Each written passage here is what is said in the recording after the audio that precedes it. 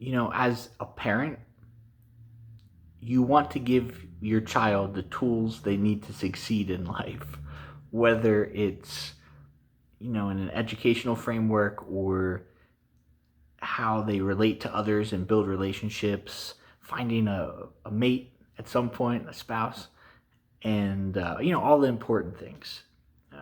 When your child is struggling, it can be really hard as a parent. I mean, you struggle too.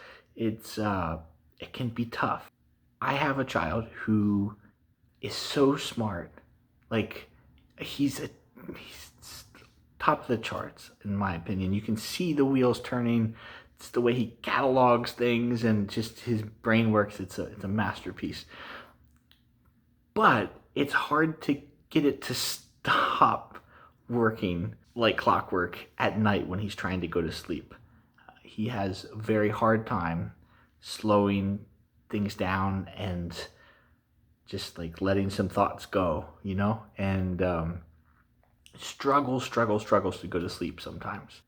And I want to help him as a father. And, sometimes when assistance is needed in that department every like 15 minutes until the wee hours of the morning, it feels like death by 1,000 paper cuts. And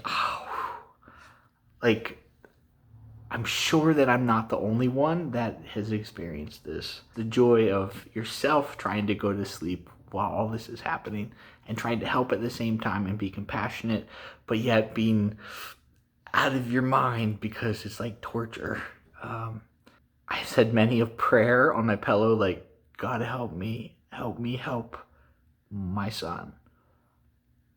And the other night, when I, in the middle of this battle, a desperate prayer, thought popped into my head. My son loves numbers, he loves math, and so maybe this won't be for everyone. But the next night I said, buddy, this is what we're going to do. Lay down, after we say our prayer, give our kisses, get them all tucked in, find your sleeping position, right? Lay down, close your eyes, rest, and I want you to start counting to 100, right? When you get to 10, slow down and then count.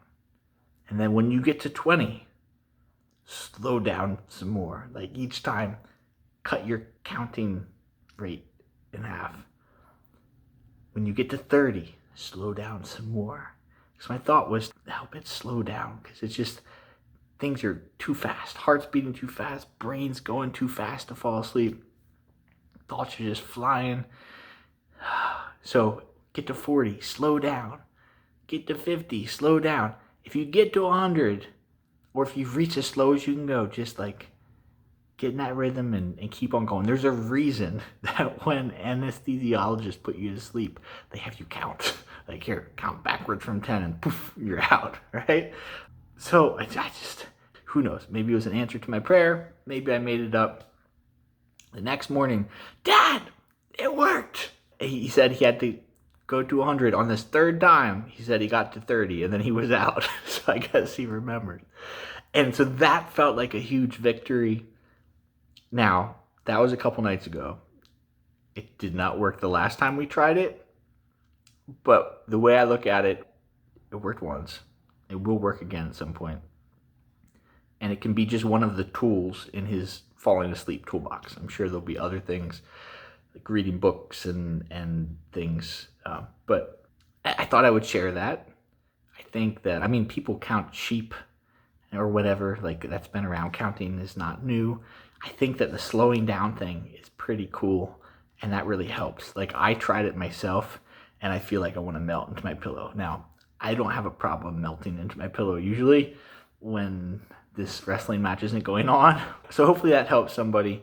That's a trick that has worked at least once for us, and I plan on it working again.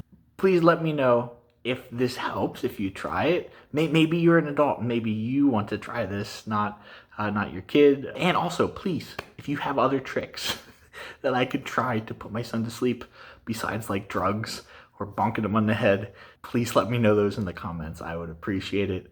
Anyway, different sort of video, but you know, this is